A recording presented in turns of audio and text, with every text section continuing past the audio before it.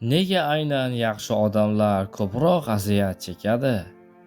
Nega qalbi pok insonlar ko'p sinovdan o'tadi? Bu tasodifmi yoki hayotning yashirin qonunimi? Yaxshi odamlar boshqalardan farq qiladi. Ular ko'proq his qiladi, ko'proq ishonadi, ko'proq kechiradi va aynan shu sababli ular og'riqni ham chuqurroq sezadi. Yaxshi odamlar ko'pincha o'zini emas, boshqalarni tanlaydi. O'z dardini ichiga yutadi.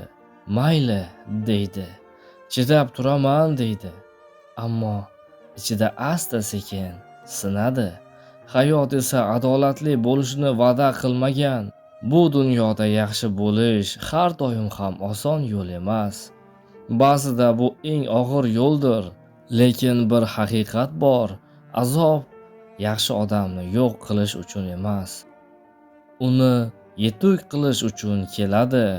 Ko'p kuchli insonlar ko'p yig'lagan, ko'p donishmandlar ko'p yo'qotgan, ko'p sabrli odamlar ko'p aziyat chekkan. Yaxshilik zaiflik emas, lekin chegarasiz yaxshilik o'zini yo'qotishdir.